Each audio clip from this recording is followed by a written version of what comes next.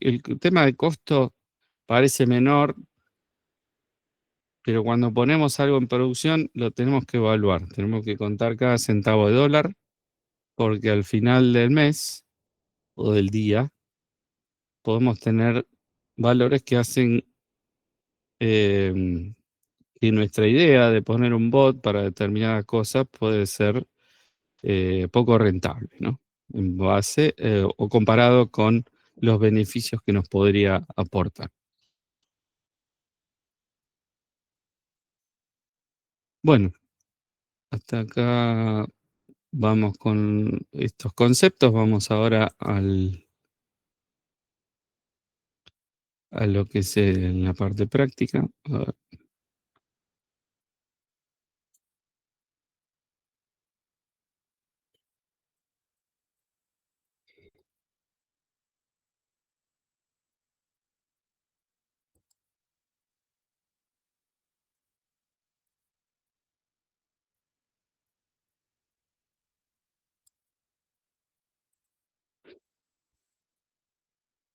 bien, acá en la parte práctica también que está referenciada en el apunte hay un collab donde hay distintas formas de hacer ranking. Ya vimos que hay distintos métodos para hacerlo. Eh, entonces, vemos que se utilizan determinados modelos. Se van a comparar acá un modelo tipo B-encoder, otro tipo cross-encoder para probar y ver resultados. Eh, tenemos una función para hacer búsquedas semánticas y vamos a calcular las similitudes de coseno de esas búsquedas. Y vamos a tener la función que va a re-rankear. Y vamos a también mostrar los resultados antes y después de rankear. ¿Con qué lo vamos a probar? Bueno, vamos a tener distintos documentos, acá son frases, y vamos a tener una pregunta que dice cuáles son los efectos del cambio climático. Bueno, al correr todo esto, que lo vamos a probar con un par de modelos, se descargan, y acá vemos em, para el modelo Cross Encoder que tenemos para esta consulta de cuáles son los efectos del cambio climático, tenemos estos resultados, que fíjense la columna dice ranking inicial y ranking final. El ranking inicial es lo que, si nos basamos en la puntuación o en la similitud de coseno que nos entrega directamente la búsqueda semántica, hubiésemos tenido ese orden. Vemos ese numerito, el segundo renglón es el que hubiese salido primero. Ahora, después de aplicar el ranking, el re-ranking, cambió, el primero pasó a ser el segundo pasó a ser el primero. Pero después vemos que varios han cambiado de posición. Y lo vemos en la columna bien de la derecha que nos dice +1, -1, +3. O sea que hay algunos que han escalado varias posiciones y que estaban más abajo. El que dice +4 es los cambios en el clima son anormales a lo largo de las estaciones. Ese estaba mucho más abajo y lo subió. Bueno, así que este mapita de calor, también estas columnas expresan en colores esto que estamos diciendo. Eso con uno de los modelos. eh, bueno, y no está, los del otro modelo que estaba por ahí no están. Estamos viendo el del cross encoder. Y acá un poco un resumen de los cambios que vimos. Bueno, después tenemos otras opciones también para usar, flag embedding, em, que de nuevo son cosas que vale la pena probar. Seguramente hay otras más nuevas y explorar y pueden encontrar rankers que les funcionen mejor. Pero siempre hay que probar y en base a esas pruebas, aunque sea muy empírica y a la vista o intuición, pero siempre hay que probar lo que estamos viendo, lo que nos está dando, ¿no? Porque si no hacemos una validación mínima y pasamos todo lo que dice el ranking, lo pasamos, lo aplicamos al RAG, después cuando tenemos todo un sistema más grande, más complejo, a veces y no funciona, mucho más difícil ver de dónde viene el problema. Así que, y esto ténganlo en cuenta para el trabajo práctico final, siempre es recomendable que vayan probando las partes, los módulos. Cuando ustedes construyen un sistema complejo, como lo es el RAG, porque tenemos búsqueda de distintas fuentes, una base tabular, una base de documentos, una base de grafos. Cada una de esas cosas ustedes las pueden evaluar de forma individual o unitaria. Esto es típico en el desarrollo de software y muy útil, son los llamados test unitarios. Entonces, ese concepto traten de llevarlo al trabajo práctico. Bueno, consulta, ¿qué es un oso panda? El oso panda gigante es un animal que vive en China.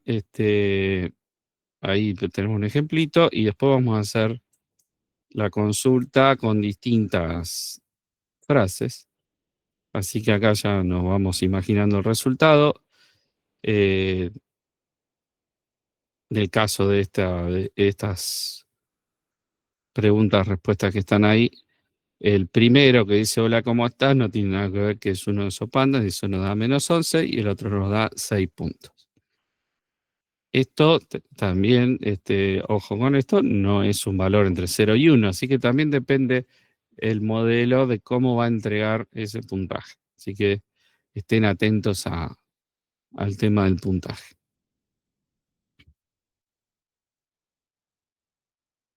Bueno, tenemos más casos, este modelo MS Marco Mini LM L6B2,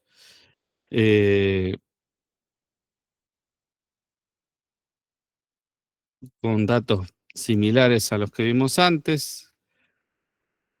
Acá hay otros resultados también.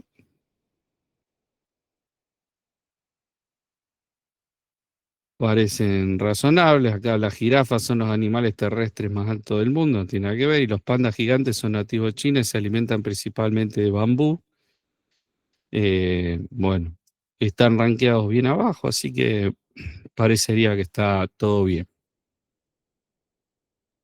Multivector, otra de las que se mencionan en el apunte. Perdón, una preguntita. Sí. En el anterior, ese que mostrabas recién ahí, eh, da la sensación como que le puso mejor puntaje a, a la frase de ID 4 que a la de ID 0. A mi criterio me parece que la de ID 0 tiene más sentido para responder la pregunta, ¿no? Sí, sí, de nuevo esto tiene su nivel de precisión también, que si bien es mejor que dejarlo tal cual viene de la búsqueda semántica, pero tampoco pensemos que va a ser perfecto. Eh, y puede ser que ante los mismos casos, que de hecho es lo que estamos haciendo acá, podríamos revisar, el que decís vos, cómo salió con otro re-ranker. A ver, vamos a buscar, el cambio climático está causando, vamos a ver qué teníamos más arriba. Acá quedó tercero, pero teníamos los efectos del cambio climático incluyen el derretimiento de glaciares. Ese no sé si estaba en el otro caso, ese Pero quedó primero. en este caso, la pregunta concreta creo que es por los efectos, o sea, ¿qué es lo que hace el cambio climático? ¿Cuáles son los efectos del cambio climático? Con lo cual ahí se ve que asoció directamente efectos Sí, acá arranca respondiendo los efectos del cambio bien, bien clarito. Mm, Y está bien que quedó primero. Acá el cambio climático está causando, bueno, también habla de causalidad y así que tiene lógica que esté ahí en los primeros puestos. Eh, pero bueno, de nuevo, esto es criterio de un modelo, puede, como les dije también, se puede hacer un fine tuning. Si ustedes están muy preocupados por esa precisión, todavía se puede ir más allá. Acá estamos usando modelos generalistas. Esto aplica para cualquier cosa. Eh, o podríamos revisar, como siempre, a ver ese modelo, ¿en qué lo entrenaron? ¿Con qué dataset? Y capaz que se parece más al mi caso, porque tengo determinado tipo de datos, que no sé, que habla de noticias, y entonces el caso mío se acerca a eso, entonces a lo mejor prefiero un modelo porque fue entrenado con datos más parecidos.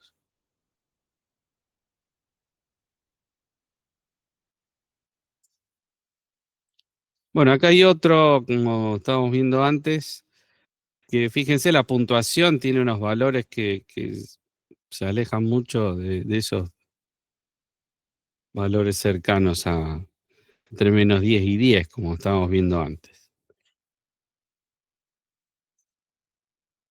Pero bueno, de nuevo acá nos importa también el orden que nos está entregando esto. Con LLM también hay alternativas de hacer eso, ya no trabajando tan así a nivel embedding, sino más usando modelos de lenguaje. Em, bueno, tenemos de nuevo. Bueno, acá la pregunta es otra, ¿cuáles son los beneficios de la energía solar? Y tenemos algunos posibles documentos. Y acá está la puntuación. En el último caso, dice la instalación de sistemas solares genera empleos locales, contribuye al desarrollo de la industria. Está hablando de otra cosa. Está hablando de los paneles solares, pero en otro ámbito diferente. Otro más con el LM, también como alternativa. Y vamos a ver los resultados. Incluso acá se trabajan distintos idiomas, en español y portugués.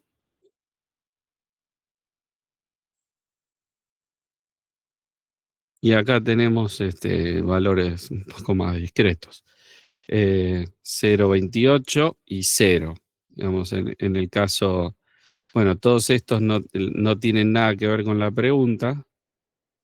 Eh, bueno, el segundo está, está vinculado, pero le puso 0. Habría que revisar por qué. De nuevo, todo esto no es perfecto.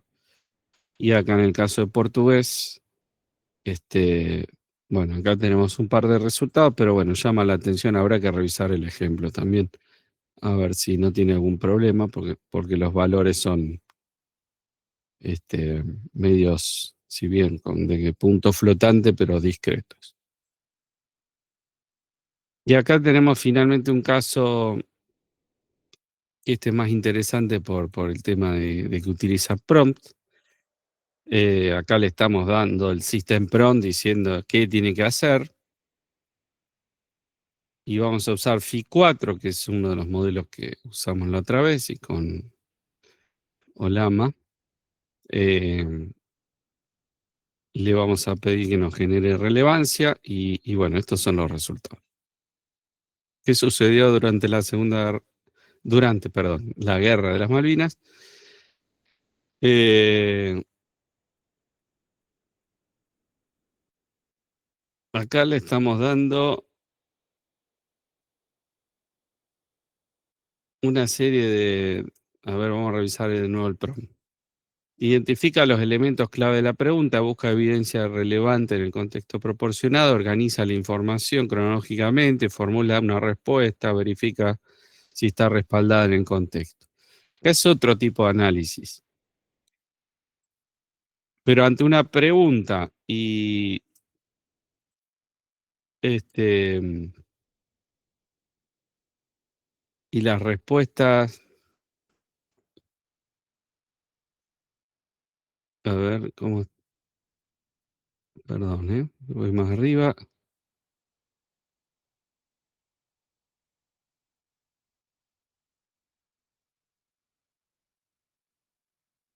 ¿Dónde está? Estoy queriendo encontrar dónde está el contexto. Sí, que tiene que ver con en realidad está integrado, para eso tenemos que correr todo el notebook anterior, porque se acuerdan que era de las preguntas de historia. eh, Teníamos unos PDF, unos libros de historia argentina, y bueno, acá están de nuevo estas preguntas que apuntaban a eso. Eh, entonces acá estamos analizando en base a lo que nos devuelve a partir de ese ejemplo.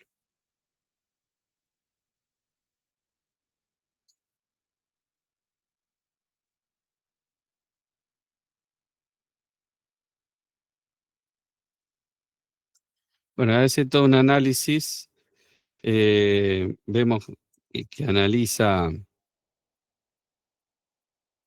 en base al prompt que le dimos, todos estos elementos clave, identificación de elementos clave, búsqueda de evidencia relevante, organización cronológica, conexión con puntos clave, verificación de respaldo. Debido a que el contexto proporcionado no incluye información específica sobre la Guerra de Malvinas, recurría a un entendimiento más amplio para responder la pregunta. O sea que no encontró a lo mejor en el contexto nada relacionado. Después acá tenemos ya línea punteada, empieza otro caso. ¿Cuándo se implementó el voto femenino? Y acá hace todo el análisis de la pregunta y también en base a lo que se encontró en esa búsqueda. Y las conclusiones, por lo tanto, basadas en el análisis, podemos concluir que el voto femenino fue implementado en Argentina. Bien. Bueno, acá es una forma de hacer un análisis de relevancia en base bueno, a una serie de pautas que le estamos dando, ¿no? Estamos analizando eh, de otra manera, no es precisamente un ranking como lo veíamos en los casos anteriores, pero la idea es que el mismo modelo puede tornarse una especie de juez o de analista de qué tan buena fue el contenido encontrado en base a la pregunta inicial. Em, Se podría haber incluso armado un prompt para que diga si la pregunta está respondida en el bloque de texto que encontramos. Y entonces, en base a eso, estaríamos haciendo un evaluador, que de hecho los sistemas de evaluación, que no estamos profundizando en esta materia, porque también no entra todo lo que quisiéramos dar, pero para evaluar la efectividad de un sistema RAG, se puede utilizar un modelo de lenguaje, puede ser el mismo, puede ser otro, para ver si la pregunta fue respondida con precisión. Después podemos ver si fue el problema de datos, porque no estaba el contexto, no lo encontramos, o porque falló alguna otra cosa. Pero el mismo modelo u otro modelo se puede utilizar como juez para hacer un análisis crítico entre preguntas y respuestas. Es una técnica que se utiliza en las evaluaciones.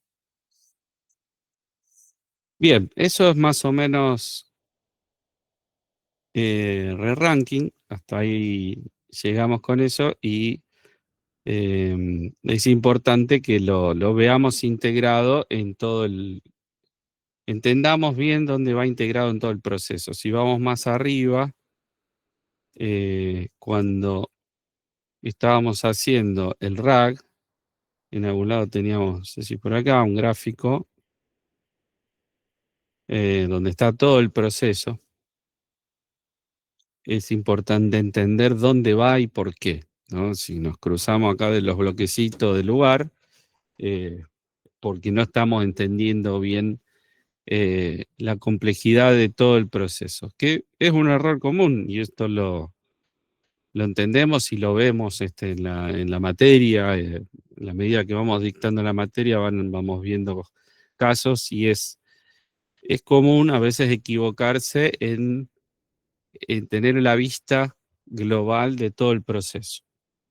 Entonces, para eso no hay, y no hay mejor herramienta para mí que llevarlo a un terreno gráfico, donde en un diagrama de flujo o en la forma en que ustedes se sientan cómodos para representarlo, podemos ver toda la complejidad del sistema. Siempre que tengan un sistema complejo, los va a ayudar verlo de forma visual. Si ustedes tienen una sábana de código, que es lo que termina siendo el Colab, eh, es muy común perderse en el proceso en donde están parados y cuando algo empieza a fallar, es difícil después ir a tocar la función que corresponde tocar para mejorar el sistema. Así que, bueno, recomendación, aprovechen los recursos gráficos que hoy en día también son más fáciles de construir, así como yo les mostraba una presentación creada a partir del apunte con un par de prompts, hoy tenemos esas posibilidades de construir rápidamente visualizaciones que antes eran más trabajosas para hacer. Bien, estamos y pasamos a la otra unidad. Si no hay preguntas, paso a la unidad 7. Bien, por supuesto, todo eso que veíamos recién, pre-ranking, RAG y demás, después lo podemos profundizar. Seguramente habrá clases de consulta para aquellos que necesitan reforzar alguna parte. Bueno, vamos a hablar de agentes y de nuevo me voy a valer ahora de alguna presentación. Me dan un segundo, lo voy a abrir.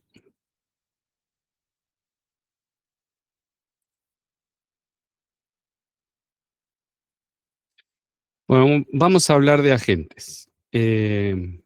Algo que tanto hoy hoy y ya desde hace un par de años se viene hablando mucho. Y vamos a tratar de entender y diferenciar qué es esto del agente versus los modelos de lenguaje, que es lo que también a esta altura ya conocemos y estamos empezando a dominar, por lo menos con prompts, y tratando de entender cómo están construidos, más allá de la complejidad que tienen todos estos modelos de transformers y demás, vamos entendiendo algunas características que son importantes para poder utilizarlos. Ahora,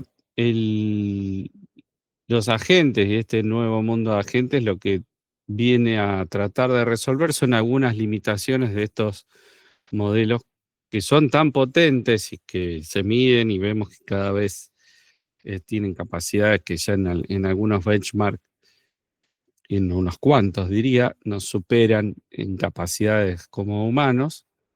Entonces aparece el concepto de agente para dotarlo de algunas cosas que, a pesar de semejante inteligencia, carecen. Una de esas es el conocimiento estático. Esto lo dijimos más de una vez. Los modelos son preentrenados con conjuntos de texto muy amplios donde abarcan un conocimiento de la humanidad en general, historia, ciencia, de matemática, de todo. Eh, entonces, con sus alucinaciones y sus problemas, eh, los modelos llegan a tener un conocimiento general estático. Siempre digo esto, los modelos, por lo menos esta arquitectura, y hoy en día hay cosas raras, de hecho, Google sacó algún paper nuevo semana pasada, creo, y ya habla de algunos modelos con capacidades cognitivas dinámicas que empiezan a hacer este aprendizaje, no sé bajo qué mecanismo, pero que no quedan estáticos, pueden seguir aprendiendo. Pero bueno, será parte de toda una cuestión evolutiva, seguramente irán llegando nuevas arquitecturas todo el tiempo, así que en algún momento quizá tengamos un salto cuántico a otra cosa. Por el momento lo que tenemos entre manos son estos LLM que trascienden solamente lo que es lenguaje, ya vemos que tienen otras capacidades multimodales, pero son los que conocemos y son estáticos. Entonces, esa es una de las limitaciones y además esta capacidad de interactuar con el mundo exterior. El modelo está ahí, como lo vemos acá, enfrascado y sin capacidad de hablar con el mundo exterior. Bueno, entonces el concepto de agente que cambia mucho, si buscan en las definiciones de lo que es un agente en el mundo de la inteligencia artificial, en esta década ha cambiado al concepto que se tenía antes, que tenía un concepto más basado en la robótica. Cuando ustedes tuvieron las primeras aproximaciones al mundo de la IA en la carrera, en Introducción a la Inteligencia Artificial, hablábamos de agentes como aquellos que tienen sensores, captan información del ambiente, tienen algún sistema de decisión y tienen actuadores, entonces actúan sobre el ambiente, pueden mover un motor, pueden trasladarse, mover un brazo robótico, lo que sea. Estaban pensados como robots tratando de moverse e interactuar en un ambiente. Y acá cambió todo, porque ahora el concepto de no habían salido, no existían en ese momento cuando Norvig y Russell, estos dos muchachos que escriben esta enciclopedia de inteligencia artificial, que se transformó en un libro de referencia, que por supuesto que es gigante, abarca un montón de temas, pero que todo va tan rápido que muchas de las cosas que están ahí ya quedaron en el olvido. Eh, bueno, entonces aparecen los modelos de lenguaje que lo cambian todo y permiten construir agentes cognitivos. Ya, si bien podemos usar toda esta tecnología en manejar un robot, de hecho empezamos ya a ver humanoides, un montón de robots que se vienen muy rápido también en cuanto al avance. Em, pero bueno, entonces tenemos ahora modelos capaces de razonar y, y moverse en un ámbito más virtual. Acá no nos importa tanto lo físico, eh, tomando decisiones y actuando sobre herramientas, que esas herramientas no son precisamente un martillo, un destornillador, sino que estamos hablando de herramientas más digitales. Entonces, las características principales que podemos destacar de esta nueva generación de agentes son la autonomía, eso antes que nada, ¿no? Esa capacidad de eh, tomar una decisión y actuar, observar, sin necesidad de que tenga un humano al lado que le esté dando indicaciones. Podría hacerlo también, podría ser alguna especie de colaboración. De hecho, cuando ustedes interactúan con, no sé, Gemini, por decir cualquiera de ellos, y le piden que quieren generar, no sé, un videojuego, y se pone a generar código, y ustedes lo ven que trabaja, que piensa, genera código, lo prueba, da error, entonces le da error y sigue generando hasta que no le da más error. Bueno, todo ese mecanismo es de cierta autonomía, a pesar de que ustedes le dieron el disparo inicial. Así que podrían continuar de forma continua, eh, salvo que empecemos a poner, porque eso también es plata, entonces le podemos poner restricciones, ¿no? En que en algún momento, si el agente se ve trabado, no avanza, no genera resultados, podría llegar a detenerse.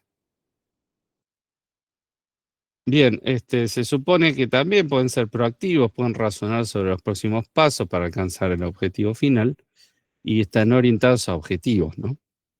Eh, Generalmente le planteamos una meta o el mismo system prompt el prompt de un usuario, son por ahí los disparadores para que la gente haga una tarea en particular. Bueno, acá de nuevo Montserrat Semivolt, descártenlo, esa es la fuente. La comparación entre las dos columnas, entre modelos y agentes, entonces en cuanto a conocimiento, dijimos, están limitados los datos de entrenamiento, los modelos, y los agentes tienen la posibilidad de utilizar ciertas herramientas para ampliar el conocimiento. Pues vemos cómo. La inferencia es única por consulta, sin gestión de historial de sesión por defecto. O sea, un modelo típico no necesita ir a una sesión de usuario y no sabe nada de nosotros, eh, salvo que construyamos una aplicación para dotarlo de esas capacidades, pero el LLM no sabe nada de nosotros. Y en el caso de la gente de gestión de historial de sesión para predicciones multiturno. Entonces, ahí, ¿qué quiere decir? Que vamos a tener distintos usuarios interactuando con agentes y cada uno con su historial y con su sesión. Entonces, la aplicación tiene que ser capaz de manejar esa situación para atender, por ejemplo, a sistemas multiusuario o multiturno, donde hay, bueno, distintos idas y vueltas de usuario. Herramientas sin implementación nativa, un LLM no tiene ninguna capacidad de herramientas y en el caso de agentes eh, tienen la capacidad nativa. En realidad nativa es en cuanto a la aplicación, cuando ustedes la diseñan, pueden dotarlo de determinadas herramientas para que ese agente ya tenga ciertas capacidades. Podría dinámicamente generarse nuevas herramientas, son posibilidades de cosas que se pueden hacer hoy. Un, un bot que se genere sus propias herramientas podría ser algo factible de hacer. Y la lógica está aplicada solo a través de prompt complejos, quiere decir que ahora vamos a ver un ejemplo de prompt. Así es como se logra que tengan cierta capacidad de razonamiento lógico y en un agente utiliza algunos tipos de prompting que lo orientan y lo llevan a la capacidad de poder obtener algo parecido a un razonamiento. Bueno, entonces acá una analogía es como si fuera el chef, el agente, el modelo sería el cerebro del chef. Las herramientas, típicas herramientas de una cocina, los ingredientes también podrían serlo. Y después tenemos la capa de orquestación, que es algo que lo vamos a sentir nombrar bastante, que es la receta y la técnica, cómo seguir una receta, que es el ciclo que gobierna el pensamiento y la acción. Y eso ahora lo vemos.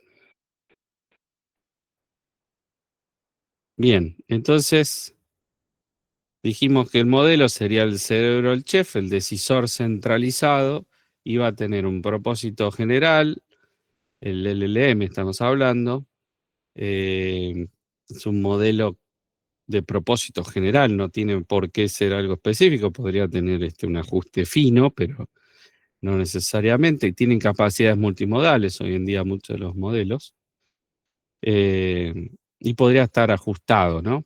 Son posibilidades que puedo tener de ese modelo, pero generalmente hoy usamos estos modelos de propósito general, ya muchos de ellos, si elegimos un modelo grande como Gemini, GPT-5, cualquiera de estos que tenemos entre manos hoy, son multimodales, así que tenemos esa capacidad de darle input de imágenes, audio y otras cosas.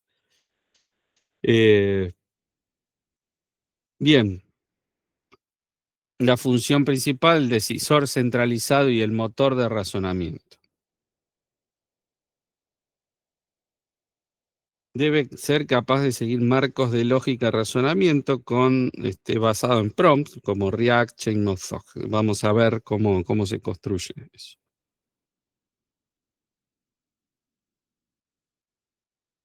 Bueno, el componente número 2, las herramientas que nos sirven para que este agente tenga acceso, por ejemplo, a APIs, a bases de datos, pueda enviar un correo o pueda ir a buscar algo en una base de datos, por ejemplo, para construir un RAG. Que de hecho el RAG, que ya estuvimos viendo, es algún tipo de agente básico, podría ser mucho más complejo y podría tener una serie de elementos que lo hagan más autónomo, porque nuestro RAG, insisto, que es una versión muy sencilla y simplificada de lo que podría ser un RAG mucho más complejo. Nosotros traemos los datos a una base de datos, analizamos los resultados, le aplicamos un re-ranking, eh, después se lo pasamos a un modelo, le pedimos que con el contexto y con la pregunta del usuario nos arme una respuesta y entregamos al usuario la respuesta. Ahora, si ese sistema hubiese sido lo que se llama agéntico, si yo lo puedo dotar de algunas herramientas y de autonomía y estas cosas que estamos viendo acá, yo podría hacer que él tenga la capacidad de razonar y ver si la pregunta que me está haciendo el usuario exige de ir a buscar información a distintas herramientas. Y eso lo puedo hacer a través de un modelo, porque eso de decidir a qué fuente de datos ir a buscar la información, lo puedo hacer con un modelo de clasificación, como hicimos ya casi al principio de la materia. Esa es una manera. Yo puedo tratar de entrenar un modelo para definir si el usuario me está preguntando cosas que tengo en un repositorio, que tengo en otro, pero el que puede tomar esa decisión podría llegar a ser un modelo de lenguaje. Y además esa decisión podría llegar a ser un proceso iterativo de razonar y pruebo y traigo algo de una fuente y veo si conforma con la pregunta del usuario y si no, sigo y pregunto en otro lado. Y una vez que consigo todo, puedo tener otra parte de este sistema que evalúe si lo que conseguí o la respuesta que estoy por darle al usuario es lo suficientemente buena o responde la pregunta inicial. Lo podemos hacer tan complejo como querramos hacerlo. Todo eso hace que la gente demore más tiempo, o todo este sistema demore mucho tiempo en dar la respuesta. Entonces puede ser que empecemos a tener otro problema. El usuario se cansa y se va. Entonces son todas cosas que tenemos que evaluar. Hasta dónde le podemos dar complejidad a todo esto. Pero bueno, volviendo a las herramientas, la idea es algo que no podía hacer el LLM por su cuenta, se lo estamos dando a través de acceder a herramientas como APIs y bases de datos. Y esta capa de orquestación de bucle, este es el típico bucle que se le otorga a estos sistemas para decir que tienen esa capacidad autónoma, porque este bucle lo que hace es recibe información, que puede ser el prompt del usuario, en principio, razona, dice, bueno, a ver, el usuario me está preguntando tal cosa. Entonces, para eso podría usar tal herramienta, actúo. Y entonces una vez que uso la herramienta me trae algo, puede ser una búsqueda en Internet. Hago la búsqueda en Internet, observo lo que conseguí de Internet y de nuevo recibo información que la voy a pasar por un proceso de razonamiento para ver si eso que encontré en Internet resuelve lo que quería el usuario. Y si así lo hace y estamos consiguiendo la respuesta que quería el usuario, yo puedo cortar ese bucle. En realidad es el mismo sistema, el modelo, el que decide que ya tiene la respuesta para dar al usuario y decide cortar el bucle. Si no, podría estar iterando esto y bueno, como decía, esto puede ser infinito. Si el sistema no encuentra la respuesta, podría estar ahí iterando horas y yo gastando tokens y dinero. Bueno, por eso esta parte es importante para ver cómo se le pone un límite cuando las cosas no salen bien.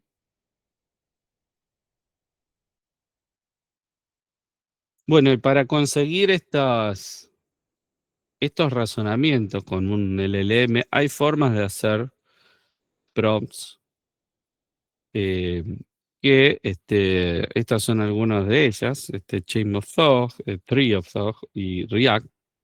Ahora eso lo vemos en el apunte. React es por ahí el proceso más conocido para hacer que estos sistemas logren esta orquestación y esta autonomía. ¿En qué se basa el concepto React? Algo como lo que vemos acá. El usuario pregunta, muéstrame vuelos de Austin a Zurich. El, el modelo, el LLM, toma eso y dice, necesito encontrar vuelos. La herramienta vuelos es la más adecuada para esta tarea. Entonces, em, devuelve el control a la aplicación, pero diciéndole, mira, hay que llamar a esta acción. El LLM no es capaz, es un modelo que genera texto. Entonces, no tiene capacidad de conectarse a la web, un LLM. ¿Cómo lo logramos? Bueno, la misma aplicación, parte de este sistema de orquestación, el que detecta que el modelo dijo que tenemos que llamar a una herramienta, entonces ahí toma el control nuestra aplicación, que tenemos que parsear esa respuesta y nos está diciendo, el modelo nos dice, llama a esta función con estos parámetros. Nosotros desde la aplicación llamamos a una API, a una función en definitiva, que puede estar en Internet. Eso nos devuelve en el paso 4 resultados que el modelo los va a recibir como una observación. A eso le llama, a eso que devolvió la herramienta, le llamamos una observación, que es en este caso el número de vuelo, el precio. Y ahí el modelo, de nuevo, está en Zog, como estaba en el punto 2, acá dimos la vueltita. Dice, he recibido información del vuelo, ahora debo formatearla de manera clara para el usuario. Ahí el modelo pensó y se dio cuenta de que ya tiene la respuesta para responder al usuario. Entonces genera un texto que le va a indicar al sistema que dé la respuesta final y que deje de iterar. Así le podemos decir al usuario, encontré un vuelo Lufthansa por 800. Si no lo hubiese encontrado la respuesta, esto podría seguir iterando. Acá estamos viendo un caso sencillo de un proceso llamado React. Bueno, el razonamiento de un agente no es automático, es guiado por técnicas de prompting avanzadas, que ahora vamos a ver. La forma en que le pedimos algo determina directamente la calidad y estructura de razonamiento del modelo. Bien,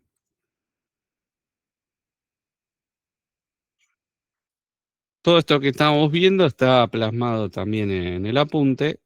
Acá está el gráfico también que representa una forma de ver cómo son los agentes. Y acá podemos encontrar gráficos como estos de todos los gustos que ustedes se puedan imaginar. Cuando yo hacía referencia al gráfico de agente de Norvig y Russell, orientado a la robótica, ese es algo que invadió Internet y que por mucho tiempo los agentes fueron eso: sensores, actuadores y un sistema de razonamiento. Ahora se parece con los modelos de lenguaje más a esto que está acá, con sus variantes. Cada uno lo hace como le gusta, porque hoy todo esto pasó tan rápido que no tenemos más un libro de referencia. Difícilmente ya hoy en día vuelvan a existir los libros de referencia. Y esta es una forma en que lo ve Google. Está tomado de un white paper que se llama Introducción a los agentes de Google, que está publicado en Kaggle. No sé si puse el link por ahí, acá en el documento, en el apunte, pero si no lo hice lo voy a agregar. Entonces, acá muestra las componentes principales, ¿no? La parte de orquestación, hablamos de un perfil de objetivos, instrucciones. Todo esto es lo que le indicamos a la gente en un principio. Después tenemos la parte de memoria, y una forma básica, ya empezamos a ver cómo se construye esa memoria. La memoria, bueno, hay un hilo de la conversación. En la conversación vamos a tener una interacción bot-usuario, eh, que hace a todo el historial y que va a tener que tener una gestión, porque si eso puede crecer indefinidamente, se llena la ventana de contexto del modelo, entonces va a pinchar esto, ¿no? En algún momento no va a funcionar más. Entonces tengo que hacer una gestión de memoria de corto plazo, largo plazo, mantener un estado. Los frameworks que sirven para construir agentes como LangChain o LangGraph y otros, hacen un manejo de la memoria, tienen herramientas para esto. Eh, y bueno, después está el modelo basado, que dijimos, el cerebro, todo esto. Eh, que el razonamiento y planificación está basada en un modelo que tenga esas capacidades. Y acá es donde es importante usar, eh, bueno, esto lo conseguimos con determinados prompts, pero los conseguimos sobre un modelo, como está marcado acá en púrpura, un modelo preparado para manejar este tipo de aplicaciones, un modelo eh, que sea capaz de manejar herramientas. Y para eso hay modelos, hoy en día los grandes modelos lo hacen, pero es un requisito casi para que esto funcione bien, que el modelo haya sido entrenado con prompts y con dataset donde se haga uso de herramientas. Es como una especie de ajuste que ya viene de fábrica para que el modelo trabaje bien en este tipo de aplicaciones. Porque si no, va a fallar, porque acá es importante que el modelo sea capaz de generar JSON bien armado, y tiene que ser preciso, porque después nuestra forma de comunicación con el LLM es a través de texto.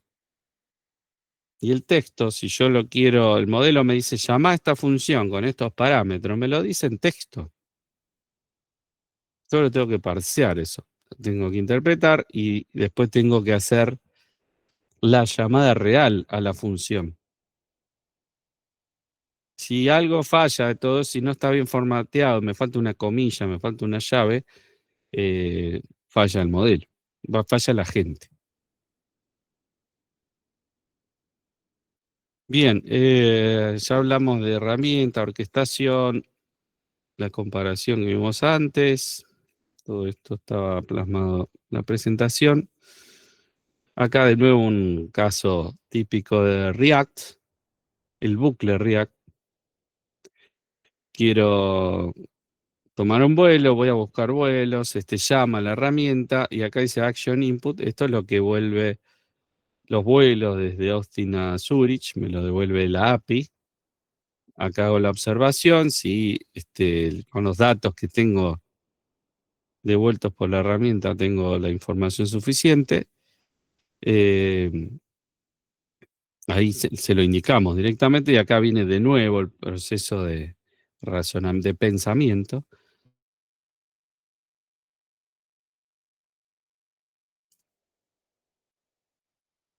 Eh, Bien, entonces ahí donde armamos la respuesta final que nos permite después devolverle la respuesta al usuario.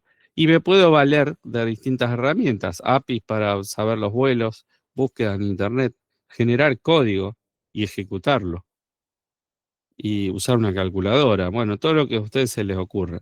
La posibilidad de generar código y ejecutarlo tiene sus complejidades porque sabemos que los modelos generan muy bien código hoy en día, son muy precisos para eso, pero principalmente necesito que ese código se ejecute. Y eso se tiene que ejecutar, normalmente lo que se hace es una especie de sandbox o máquina virtual, un ambiente aislado para que se ejecute código de forma segura. Porque acá podría haber un problema de seguridad. Si yo podría indicarle a la gente que haga determinadas cosas, que podría la gente generar código y ejecutarlo en mi máquina o en un servidor, y eso podría tener objetivos maliciosos, obtener información de archivos que no se suponía que debían estar expuestos, o hacer alguna ejecución de un formateo, por decir, o borrado de archivos, lo que sea, lo que se les ocurra. Entonces todo eso tiene que suceder en un ambiente seguro. Eso es muy potente porque permite que, como dije antes, un agente pueda construir nuevas herramientas. Podría generar un código para poder llamar a una API. O sea, primero voy a internet, busco la especificación de la API. Me la traigo, después el agente se genera el código, llama a la API, trae el resultado y le responde al usuario. Todo eso con total autonomía.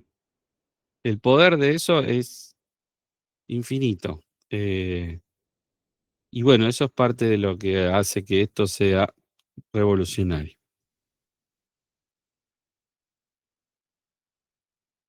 Bueno, ¿qué más? Y extensiones. ¿A qué se refiere esto? Bueno, el agente, acá ya lo simplificamos en este bloquecito, necesita llamar a herramientas. La Google de vuelos, de Google Flights API, que es lo que nos propone o nos provee Google para poder saber los horarios de los vuelos y otras informaciones, así como está la de Google Maps y un montón de APIs que hacen hoy al negocio de Google. Google no tiene solo un buscador. Además de eso, provee servicios, tiene un montón, con toda la información que recolecta de Internet, nos provee de ciertos servicios que las empresas pagan. Entonces, para usar una de estas APIs, gestiono una API key, pongo la tarjeta y cada vez que llamo a esta API tendrá un costo. Ahora para llamar a una API necesita una especificación y puede ser compleja, hay autenticación, hay una serie de cosas en el medio que a veces hacen que sea una tarea difícil para un agente de resolver. Entonces en el medio acá tengo que poner algo. A eso le llamamos extensiones. Por lo menos así le llama este texto, que me permite que haya en el medio entonces un glue, como se dice, un pegamento entre el agente y la API original de Google. Y que le va a decir a la gente, mira, para obtener los vuelos, tenés un método que se llama getFlights, que se puede utilizar de tal manera, y le doy un ejemplo, te muestro en el prompt. ¿Cómo le doy un ejemplo a la gente? Bueno, todo es prompt. Eh, Le voy a decir, mira que si querés obtener los vuelos, tenés disponible esta herramienta, la forma de llamar a esta herramienta es de tal manera. Porque si no, el agente no tiene ni idea cómo ir a buscar o un dato en Internet o un vuelo a la API de Google. No tiene ese aprendizaje nativo para poder conectarse a cualquier API. Entonces le vamos a facilitar la tarea con extensiones. Que si vamos a alguna de estas herramientas, como puede ser Cloud, cuando yo voy a este botoncito que tengo acá, yo tengo disponible llamadas a herramientas. Puedo buscar en la web, en mi Drive, Gmail, etc. Ahora, la forma en que se va a comunicar con Google Drive, por ejemplo, no es directa, no está llamando a las API de forma directa, el LLM. Está pasando a través de una extensión. Hay algo que le permite hablar más fácil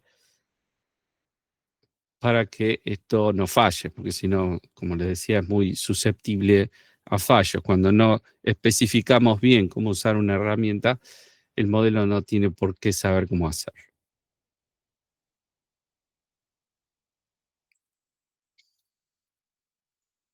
Bueno, entonces aparecen estas extensiones específicas para cada API, que le van a decir a la gente cuál es la mejor manera o cómo, o le van a brindar ejemplos de cómo obtener esa información de las APIs.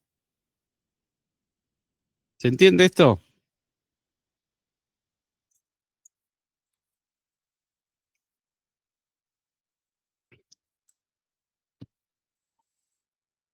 Ok.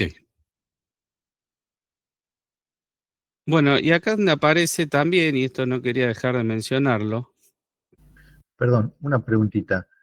¿Hay alguna, no sé si es biblioteca o no sé cómo se llamará, de las APIs que están disponibles para que la IA las use, digamos? O sea, eh, para ver qué podría hacer uno para interactuar con la realidad, en definitiva. Sí. Sí, hay decenas, o quizá me quedo corto. Eh, Eso me lleva a lo que viene acá y después vemos a una de esas bibliotecas. Em, para poder, bueno, ¿qué pasa? Después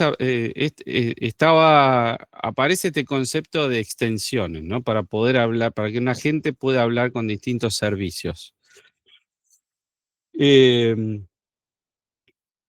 Esto pasó a ser una implementación muy específica, custom, ¿no? Para o personalizada, para yo cuando quería construir un agente para que se comunique con la API de Google Maps o del clima, yo tenía que hacer una implementación a medida.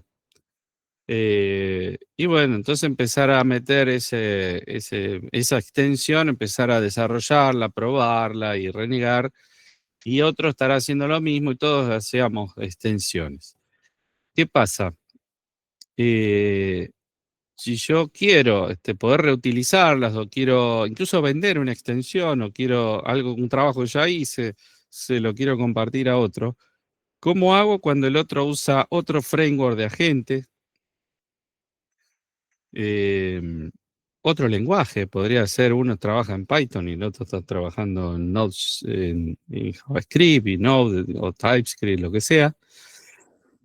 ¿Cómo hago para hacer algo estándar? Ahí donde aparece Anthropic, lanza lo que se llama Model Context Protocol, que no es más que ocupar este espacio que está acá en el medio como extensión de una manera estandarizada. Se define un protocolo, se llama así protocol porque va a definir cómo se comunica dos agentes con distintos servicios. En realidad no se mete en los servicios, sino que se mete en el medio, en cómo construir extensiones, que yo las podría aprovechar en un montón de frameworks distintos.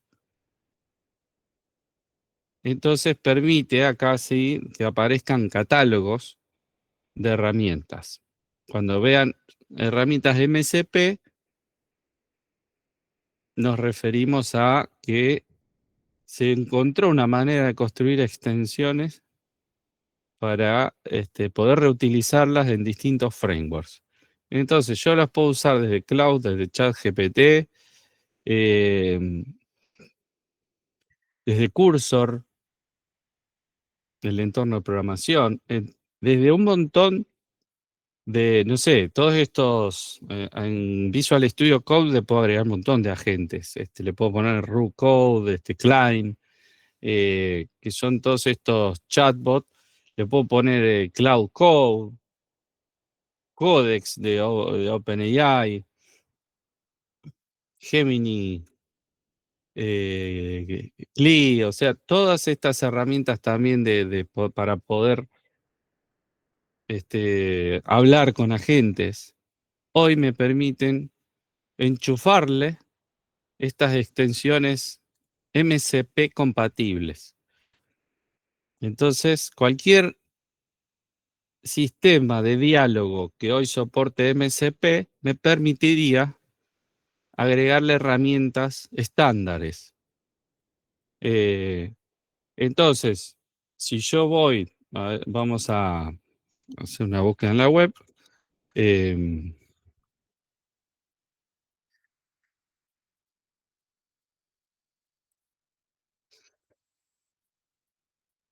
Puse MCP Catalog y acá voy a encontrar algunos. Pues hay un montón de repositorios en GitHub y demás, van a encontrar un montón. Acá entré a Model Context Protocol, que es la página seguramente de Anthropic, que son los que crearon MCP y que después se adoptó por todas las otras grandes compañías, a pesar de que eran competidores. Y acá tengo algunas herramientas. Por ejemplo, Fetch me permite perdón, no lo estoy compartiendo. Esta me permite hacer búsquedas en la web. O sea, mi agente puede buscar en la web. File System. Mi agente puede acceder al File System, o sea, mi computadora, editar archivos, borrar, crear, con los peligros que eso tiene. Git quiere decir que mi agente se va a poder conectar a GitHub, por ejemplo, subir y bajar, hacer commit, pull, push, lo que quieran. Otra que es para poder agregarle Knowledge Graph, memoria basada en este tipo de arquitectura que ustedes ya conocen, basada en grafos. Sequential Thinking, para resolver problemas a través, basados en secuencias de tareas. Una herramienta para conversión de zonas horarias. Acá tenemos acceso a base de datos, o sea que mi agente puede entrar a una base de datos y hacer una query. puedo ir a Google Drive. Bueno, estas listas son, y esta es pequeña, esta lista acá. Me metí justo en una que no es de las más grandes. Solo vi luz y entré, pero acá entre otra de Docker también tiene un catálogo. En general acá no tengo ninguna que sea, a ver,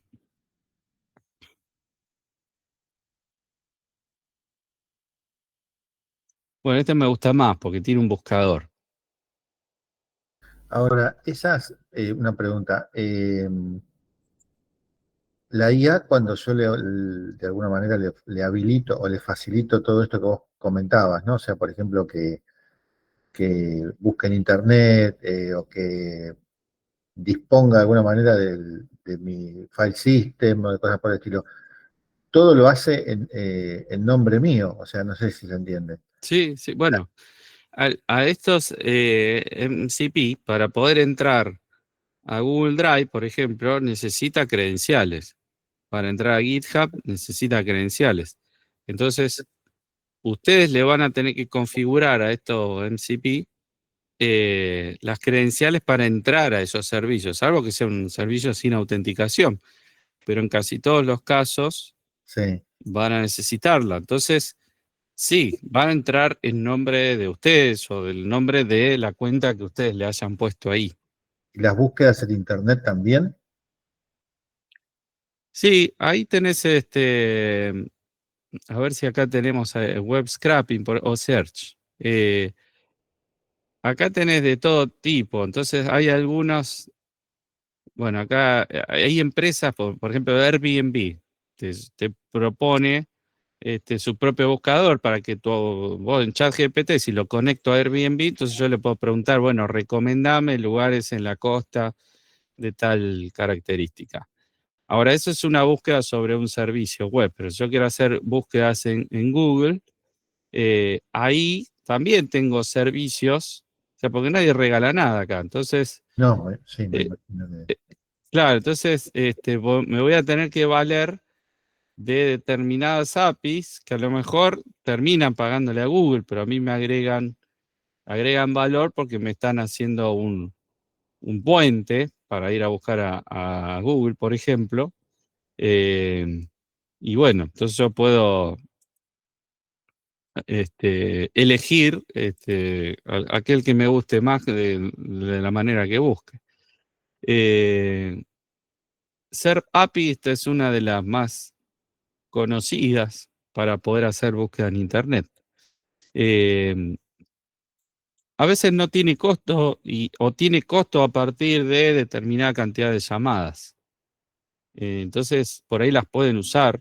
No, no todo hay que pagar acá, por lo menos para uso o de juguete académico y para hacer algunas pruebas no van a tener ese problema.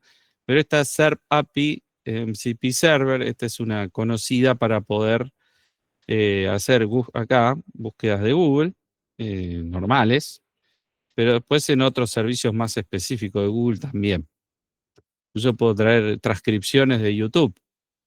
Entonces, si yo le puedo pedir que busque información de YouTube, pero que además busque información en un texto que fue mencionado o algo que dijo alguien adentro de un video de YouTube. O sea, a ese nivel podemos llegar.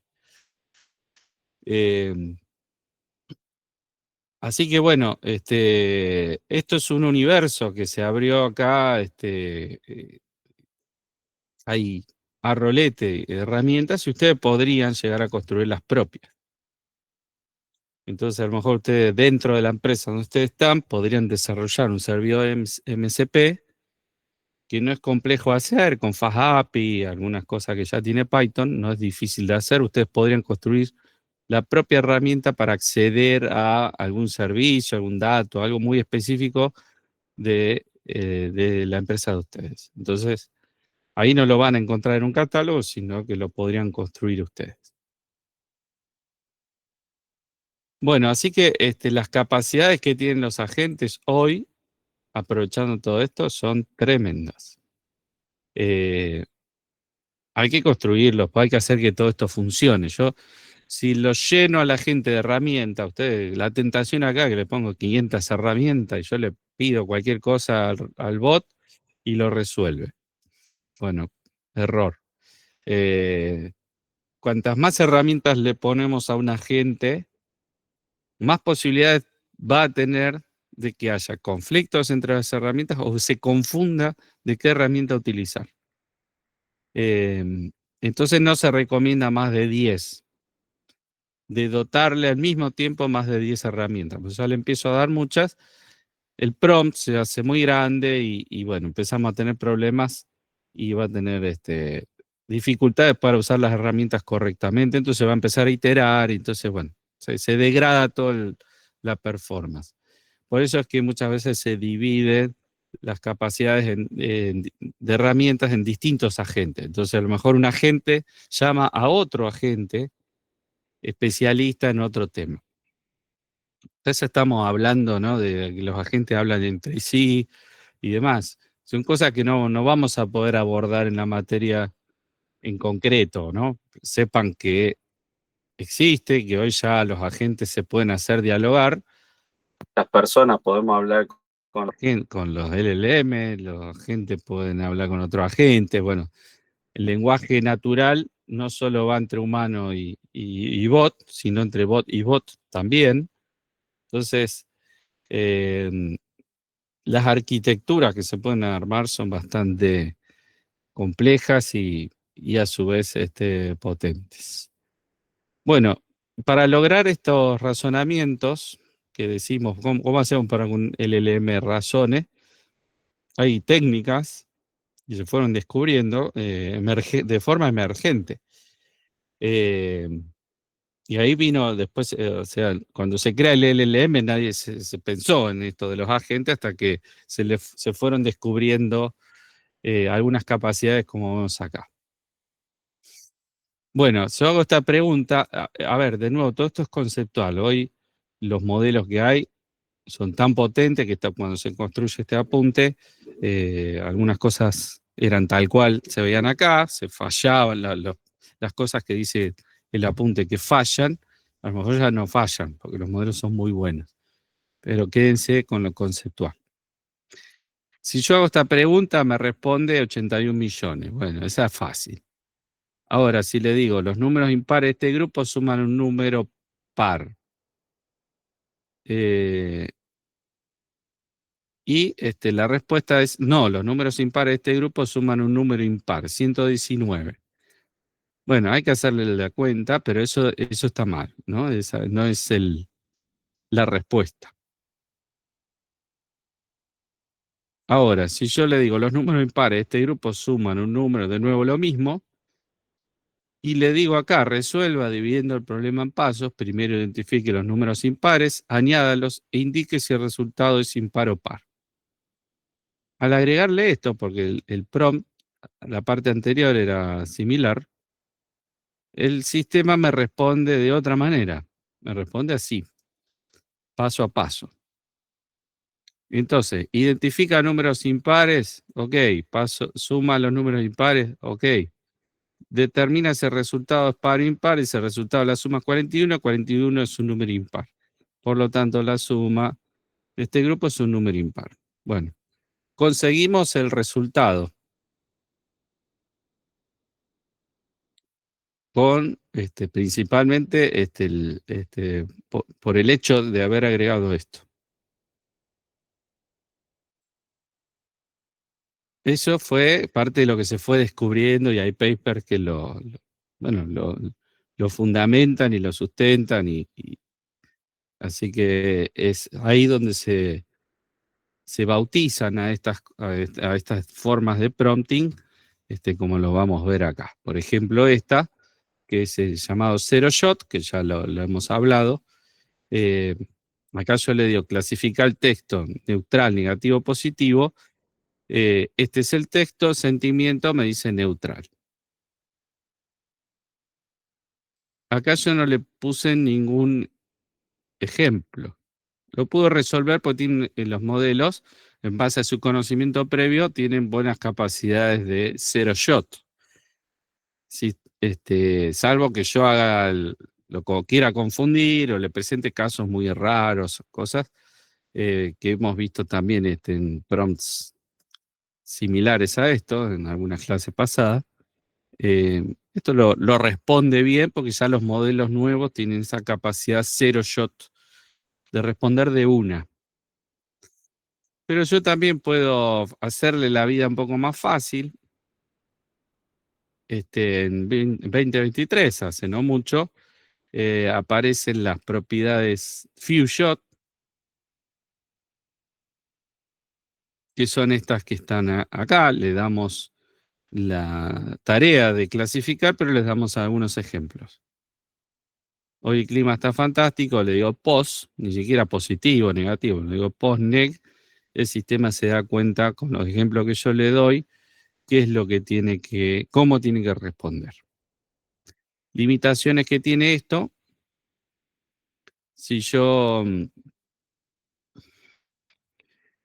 le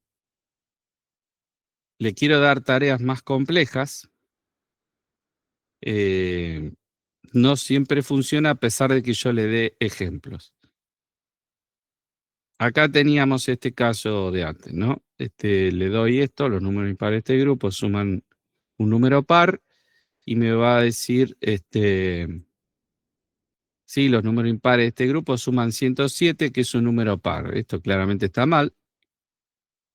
Acá se pegó una alucinación importante. Eh, Ahora, yo le puedo dar a esto vamos a intentar con este few shot, que con ejemplos vimos que lo ayudamos bastante al modelo a responder mejor. Entonces le doy ejemplos acá. Los números impares de este grupo suman un número par. La respuesta es falsa. Bueno, en todos los casos hacemos lo propio. Le dimos varios ejemplos, que supuestamente están bien esos ejemplos. La respuesta es verdadero. Bueno, esto debería haber dado falso. Quiere decir que el few shot, a pesar que le di varios ejemplos, no sirvió. No alcanzó con eso. Entonces aparece una forma de hacer prompt muy interesante, que es el puntapié para empezar a hablar de razonamiento. Entonces acá hay un ejemplo del usuario. Le dice: Roger tiene 5 pelotas de tenis, compró 2 latas de estas pelotas, cada una tiene 3 pelotas. ¿Cuántas pelotas de tenis tiene ahora? Entonces la respuesta es 11. Ese es un ejemplo. La cafetería tiene 23 manzanas y usaron 20, etcétera, bla, bla, bla. La respuesta del modelo es 27. Esa respuesta es errónea. Yo le había dado un ejemplo antes de pregunta y respuesta, le pongo una pregunta y espero que en base a ese ejemplo anterior, ese few shot, me responda bien. No lo hizo bien. Son respuestas que les cuesta a un modelo. Hay matemática involucrada, hay razonamiento, y eso a un modelo le cuesta más. Ahora, si yo hago como está a la derecha, fíjense que la respuesta, lo que está en azul, cambió. Roger empezó con 5 pelotas. 2 latas de 3 cada una, son 6. 5 más 6 igual a 11, la respuesta es 11. Entonces acá yo le di todo el desarrollo, paso a paso, como lo hubiésemos pensado mentalmente. Cuando le hago la pregunta de la cafetería, en ese caso, hace algo similar, lo desarrolla paso a paso y me responde correctamente. Esto se pudo comprobar también, acá está el paper que lo sostiene, y esto inició lo que se llama el Chain of Thought y una forma de escribir prompts que permite que los modelos de lenguaje, que eran buenos para lenguaje y malos para matemática, empiecen a responder bien.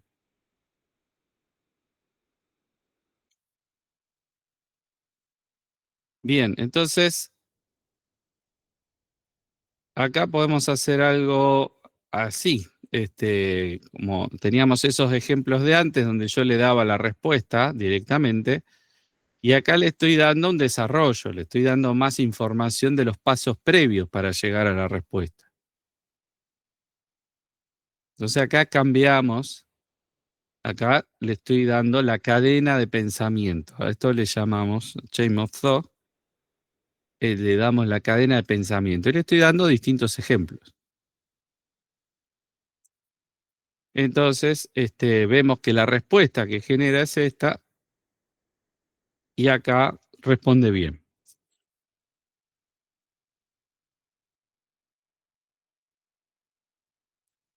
¿Qué pasa? También los modelos mejoraron, y entonces se vio también que no hacía falta darle tantos ejemplos, que si le dábamos un buen ejemplo paso a paso,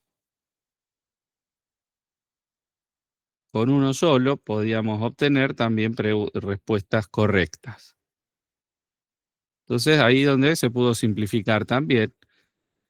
Lo importante es mostrarle que puede responder paso a paso, y eso ayuda al modelo que a la hora de generar, en ese proceso generativo, vaya por un camino que le va a permitir lograr la respuesta buscada. Bueno, y después aparecen otras variantes, ¿no? Zero Shot Chain of Thought Prompting, eh,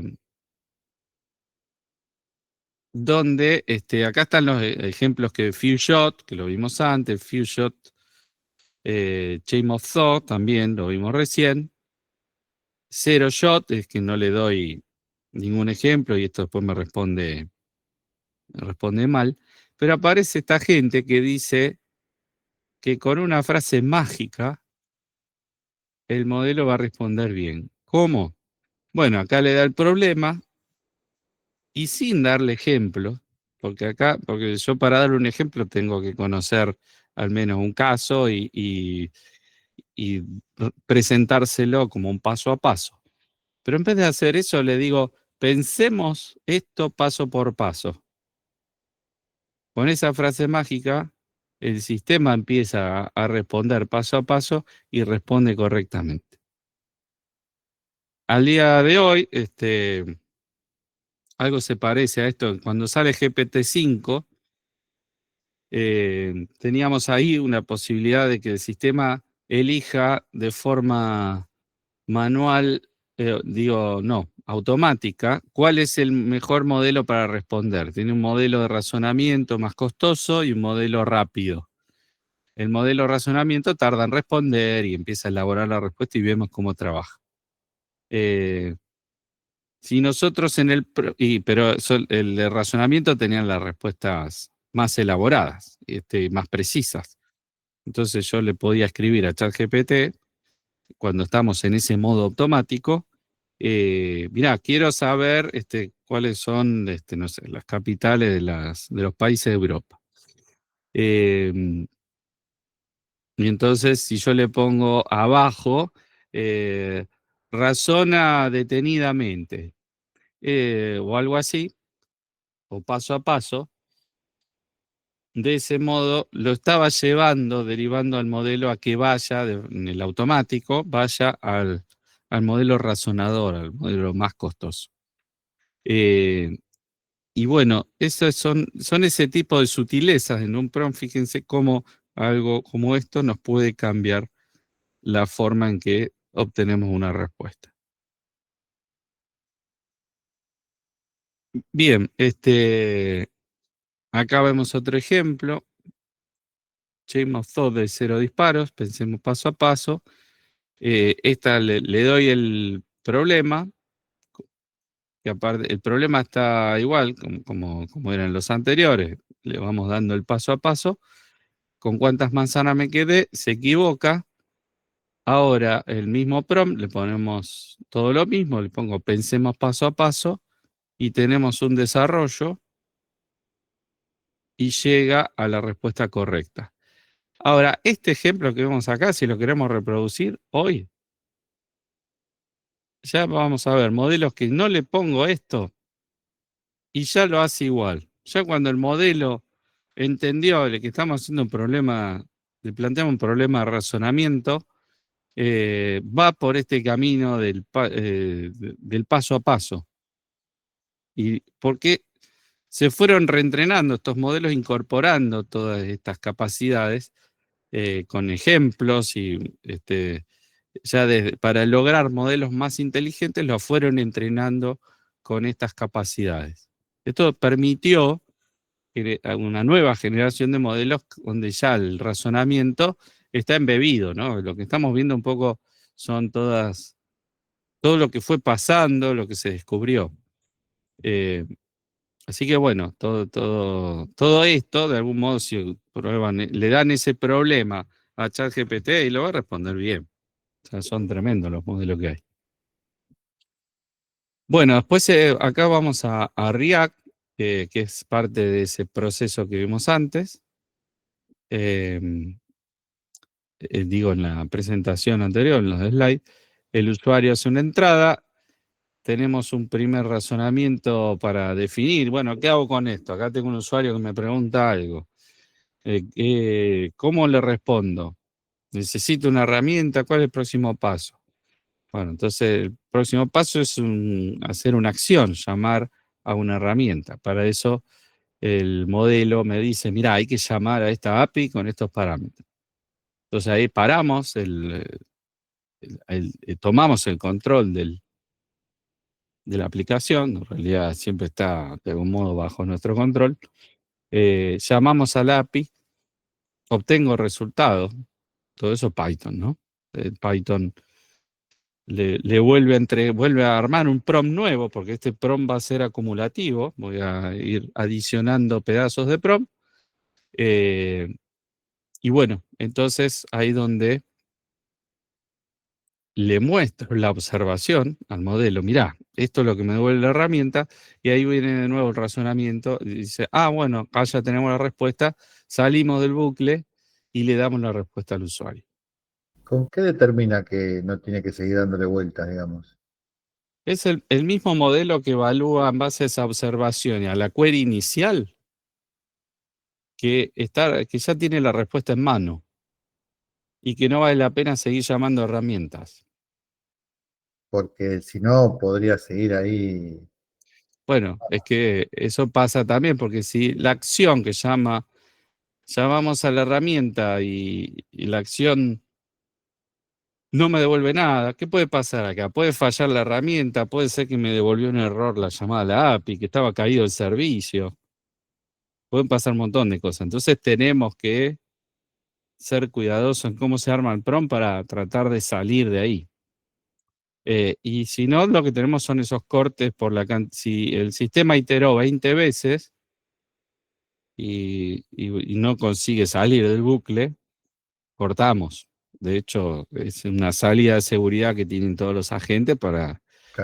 para no seguir gastando recursos de forma inútil. Bueno, todos estos son ejemplos más de lo mismo. Vamos a ver si me aguardan. Voy a abrir el Colab.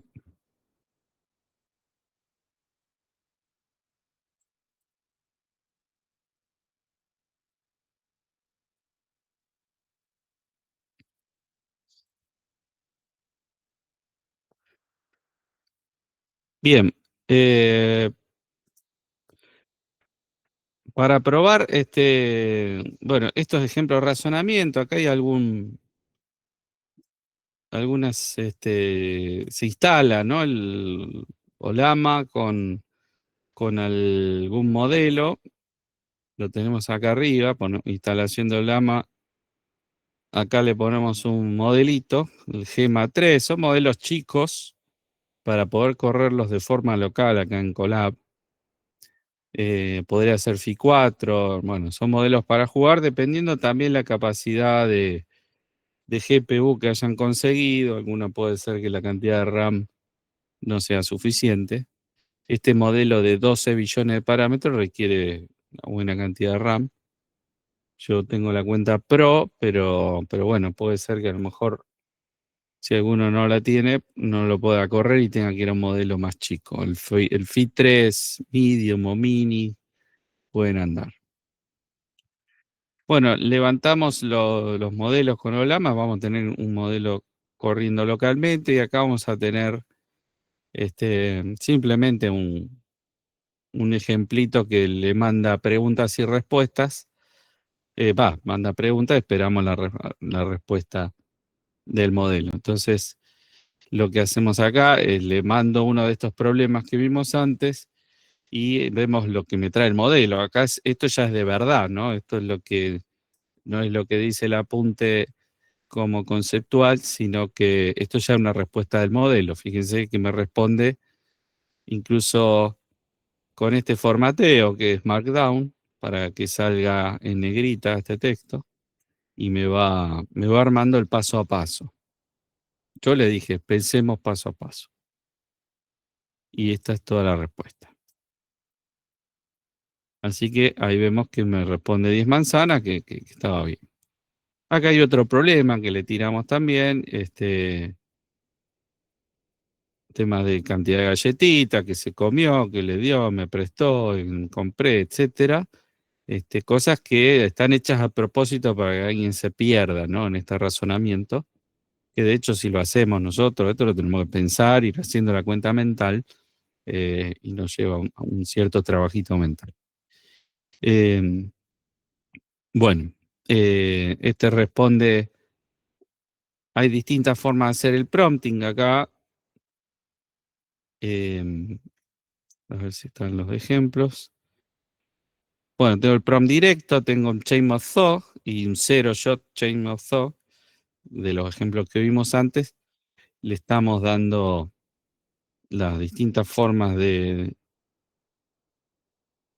promptear. En todos los casos obtuvimos la respuesta correcta, ¿no? Porque ya tenemos modelos que son muy buenos y en cualquier caso, aunque le dé el prompt directo, no le digo pensemos paso a paso, no le digo nada, y aún así funciona bien. Bien, y acá lo que tenemos es un ejemplo de React con herramientas. Entonces, para definir las herramientas lo vamos a hacer a mano. Yo no voy a usar acá MCP, ninguna extensión estándar. Acá está hecho con Python a mano y se van a crear. Esto es lo que yo decía, ¿no? Si cada uno quiere compartir las herramientas que hizo, un buscador de Wikipedia, por ejemplo. Esta fue una implementación. Ahora, otro lo puede hacer de otra manera. Entonces, el MCP permite estandarizar todo esto e ir a buscar una herramienta que va a haber seguro más de una, va a haber varios autores para hacer algo parecido, pero capaz que en un catálogo encuentro estrellitas, de a ver a quién le gustó más una herramienta u otra, así que a lo mejor puedo elegir en base a eso. Acá tengo una herramienta que es buscar en Wikipedia, yo le paso la query que pregunta al usuario y me voy a Wikipedia a buscar a ver qué encuentro con eso. Y vemos que hay un control de errores. Y el control de errores es importante porque acá tiene que ser descriptivo. ¿Es descriptivo para quién? Para el LLM, no para el usuario. Porque es el LLM que va, en definitiva, de forma indirecta, llama a una herramienta. Y cuando obtengamos resultado, cuando la herramienta falle, necesito que el LLM se dio cuenta por qué falló. Porque si no va a volver a intentar por fuerza bruta a llamar a una herramienta que no funciona. Entonces, si no le doy una guía, difícilmente salga de ese bucle. Por eso es que cada vez que tenemos una excepción, una situación de error, al llamar a una herramienta tenemos que ser muy descriptivos con el error que vamos a devolver.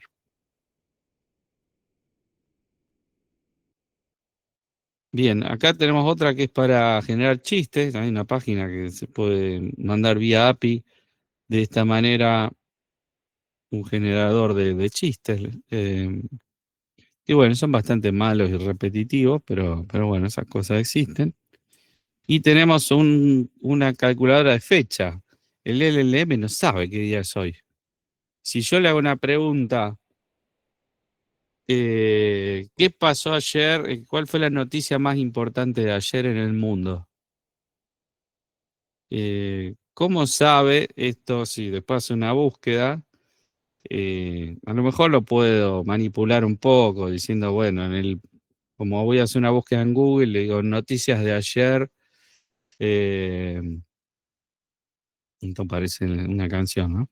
Eh, yo lo que puedo hacer en la búsqueda de internet, meter, bueno, busquemos algo de ayer, pero si yo le pregunto qué pasó el día 27 de febrero de 1940, eh, o cuántos días pasaron desde el 27 de febrero de 1940.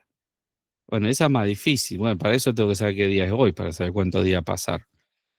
Me puedo ayudar con Google, que a veces esas cosas las resuelve, porque Google es más que un buscador de páginas. A veces tiene conversor de moneda, conversor de zona horaria, tiene un montón de cosas. Ahora, es importante para que un modelo de lenguaje sepa dónde está parado, es tener una herramienta de qué fecha es hoy.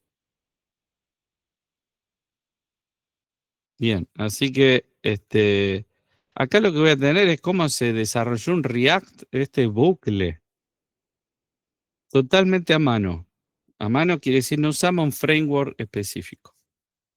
Entonces, acá hay mucho trabajo y van a ver que seguir el programa es medio denso porque tengo que usar funciones para parsear. Acá estamos extrayendo datos. Cuando el modelo me va a decir, mirá, tenés que llamar a buscar Wikipedia, para lo que vos querés, tenés que ir a Wikipedia. Llamad a Wikipedia, a la función, a la herramienta, de tal manera.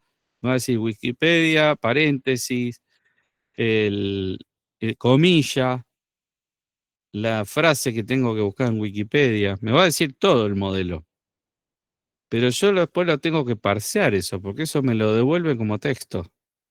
Entonces acá procesamos todo eso y lo tengo que hacer para poder llamar desde Python a la herramienta. Entonces, todo ese trabajito que estamos haciendo acá, cuando yo utilizo un framework que me facilita la construcción de agentes, todo esto no lo tengo que hacer. Se supone que me lo resuelve. Acá hacemos acá llamamos a la herramienta. Fíjense que es una función de Python la que llama a la herramienta. Pero le tengo que decir cuál es el nombre de la herramienta. Si dice buscar Wikipedia, entonces voy a ir a llamar a la herramienta con un parámetro determinado. Obtener chistes no tiene parámetro, calcular fecha tampoco. Y si el LLM me dijo que llame una herramienta desconocida, le voy a devolver al LLM este texto, herramienta no reconocida. Bien, todo esto no voy a ir paso a paso. Pero acá vemos Zog, Action.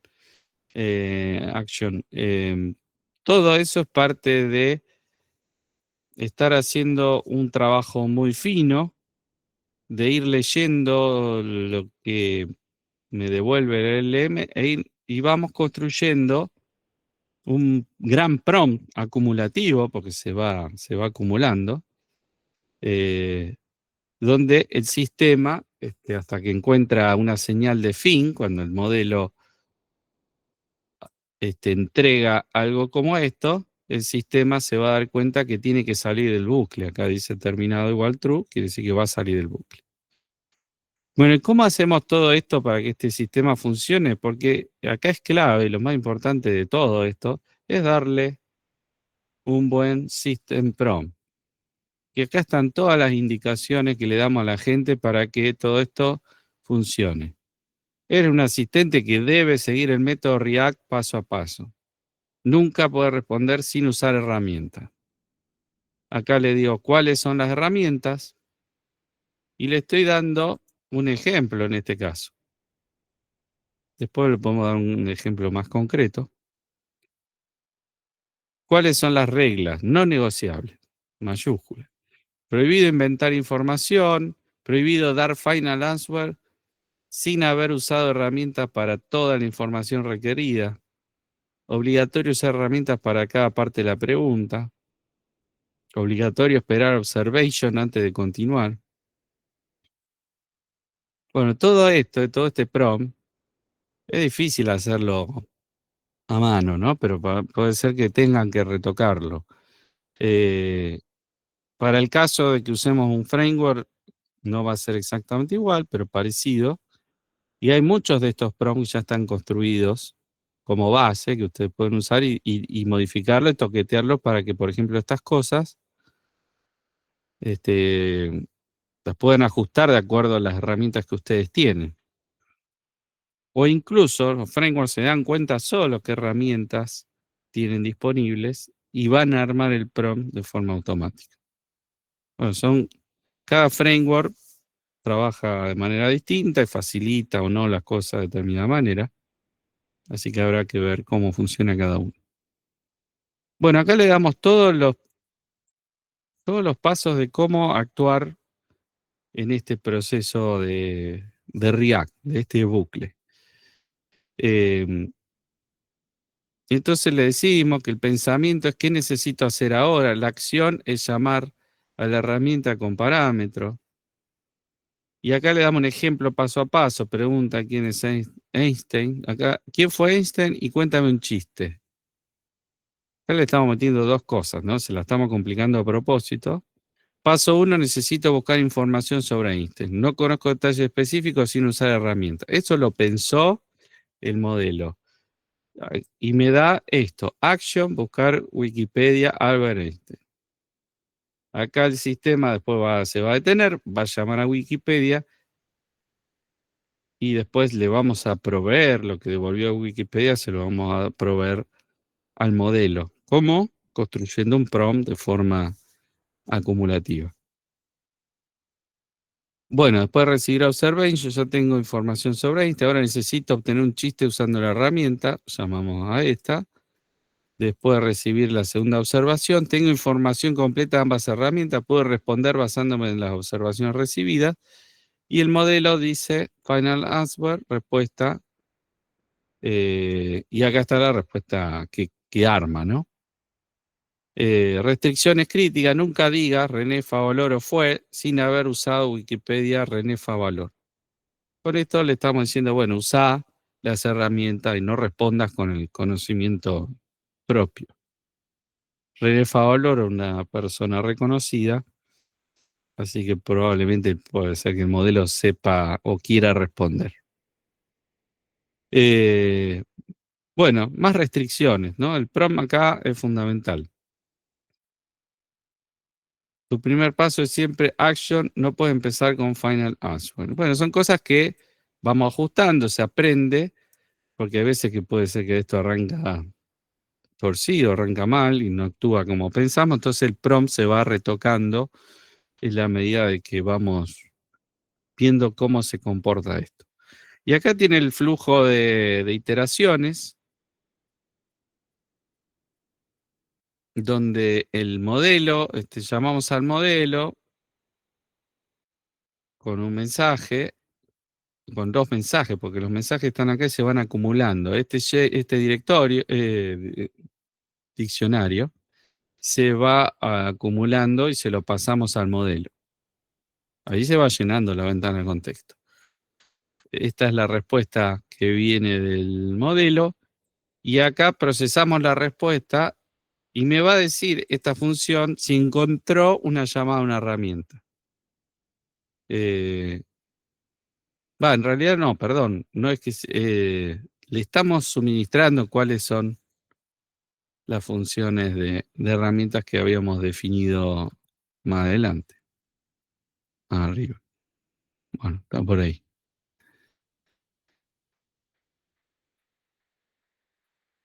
Bueno, tenemos el texto en definitiva, este es acumulativo y es más fácil esto verlo en el resultado. Acá, cuando hacemos cómo fue trabajando esto, ¿Quién fue René Favaloro? Necesito buscar y va a buscar a Wikipedia.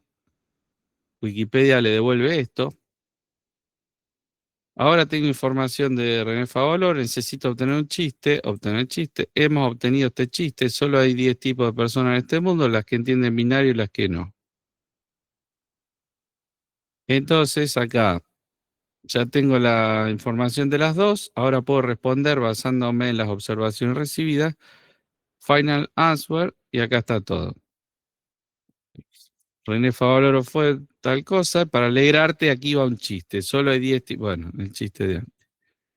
Cuando el sistema encuentra esta marca, porque es en definitiva es algo que le especificamos en el prompt, encuentra esta marca, se da cuenta que tiene que salir del bucle y dejar de iterar.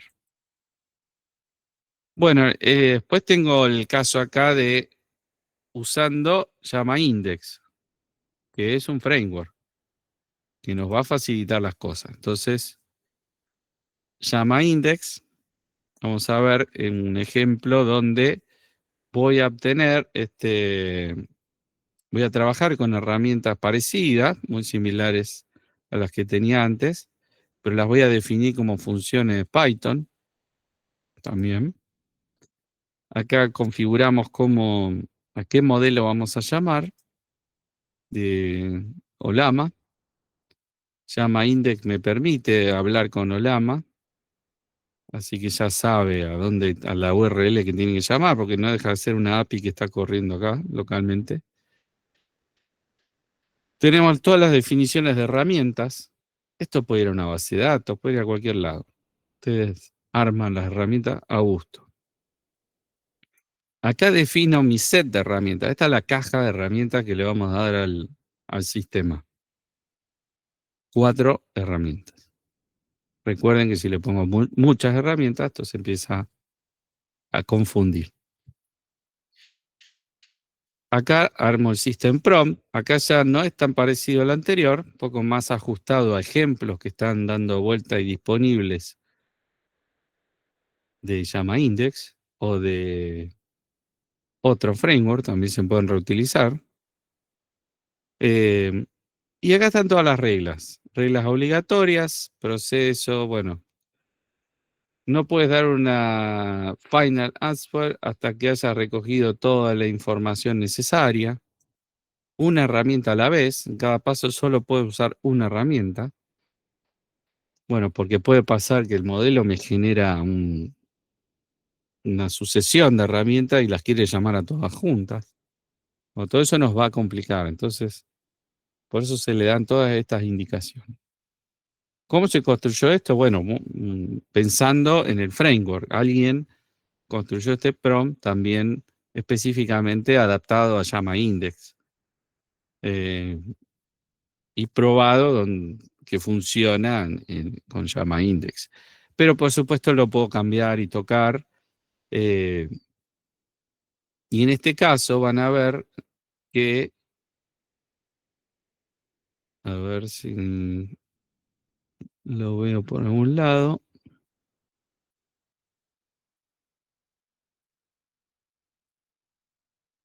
Bueno, la definición de cuáles son las herramientas disponibles. Antes se lo dábamos en el prompt de forma explícita. En este caso no lo estoy haciendo, porque después este prompt se complementa de forma dinámica con lo que definimos acá, con estas tools. Porque acá yo ya hice la definición de las herramientas que quiero usar. Entonces después este prompt se va a adaptar a eso. Acá cuando yo hago, fíjense que acá ya creo un agente, le digo cuáles son las tools, cuál es el modelo que vamos a usar, que lo definimos más arriba. Bueno, todo esto es parte ya de los parámetros que requiere. Va a necesitar un formateador de React, un objeto que se va a crear acá, y el system prompt que definimos, y una cantidad máxima de 15 iteraciones. Si yo le hago una pregunta y en 15 iteraciones no lo pudo resolver, el sistema va a cortar. Bien, entonces acá lo que vamos a hacer es llamar a la gente con 4 preguntas diferentes.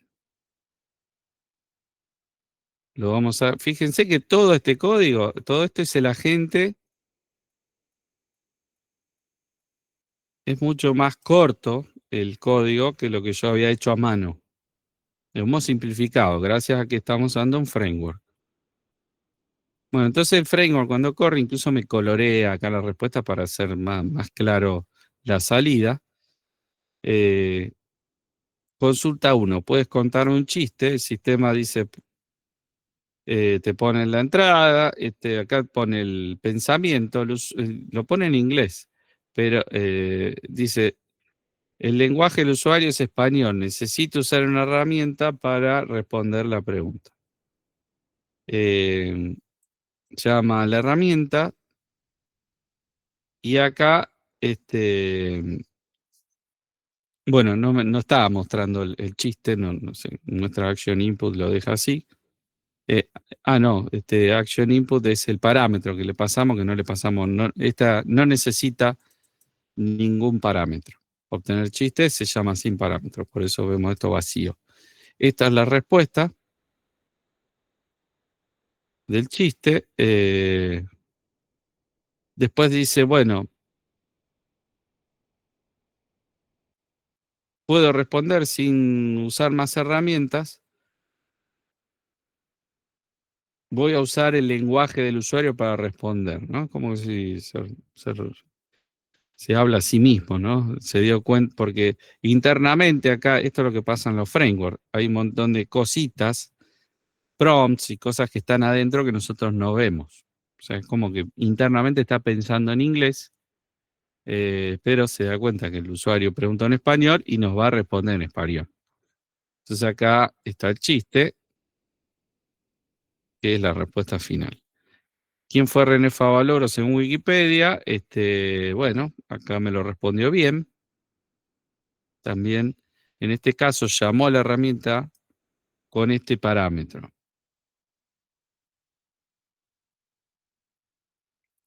Fíjense que esto viene como en un JSON, ¿no? Esto tiene que ser parseable.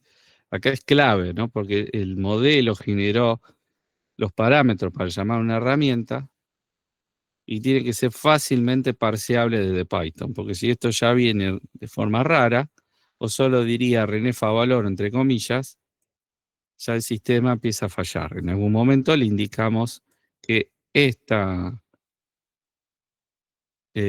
forma de escribir los parámetros es la que tiene que ser, ¿no? Eso en el prompt está especificado para que el sistema genere cosas parciables. Acá tengo obtener fecha, llamo a esa función, me devuelve la fecha de hoy.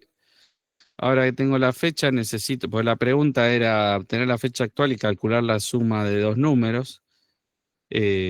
Bueno, le hacemos 2 tareas distintas, entonces al final, bueno, itera, acá cuando vemos 2 observaciones, porque llamó a 2 herramientas distintas, tiene los dos datos que esperaba tener, producto de llamar a las 2 herramientas, y arma la respuesta final. En este caso también hay 2 llamadas, una a Wikipedia y otra a pedir un chiste. Y bueno, la pregunta era, ¿qué es un agujero negro? O busca en Wikipedia, ¿qué es un agujero negro? Y busca la relación con un chiste. Entonces está interesante porque acá encuentra un chiste que no tiene nada que ver con un agujero negro y vamos a ver qué hace. Según Wikipedia, un agujero negro es una región del espacio, ta. En cuanto al chiste relacionado, aquí va. ¿Qué le dice un GIF a un JPG? Anímate viejo. Bueno, no necesariamente los relacionó uno con otro, pero bueno, esto depende también de las capacidades del modelo que nosotros le dimos como, como modelo base para razonar eh, bueno, resolver este React. Bien, este sería un agente hecho con el concepto React usando este framework llamado Llama Index.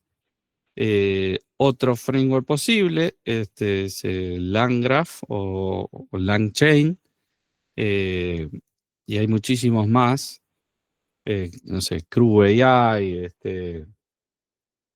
bueno, hay hoy en día infinidad de frameworks que pueden elegir para construir esto de acuerdo a cómo se sientan más a gusto. Los frameworks incorporan montón de herramientas ya para búsqueda en internet y un montón de cosas prearmadas. Así que esas extensiones vienen muchas prearmadas. Y también tienen hoy en día la posibilidad de llamar a herramientas MSP. Entonces, si ustedes las especifican con las credenciales o todo lo que necesite la herramienta MSP, pueden hacer que su agente hable con su Google Drive o Gmail. Bueno, sé que es un montón de información, que puede ser que todo esto hay que procesarlo. La mejor manera es haciendo práctica, probándolo, y que es parte de lo que buscamos con el trabajo práctico. Empiecen a probar, a renegar y a usar esto en la medida de lo posible, lo antes posible, para que tengamos tiempo, por lo que queda de tiempo del año, poder hacer consultas, poder bueno, ver con Tino la ayuda que necesiten para que estos agentes funcionen bien. ¿Alguna pregunta?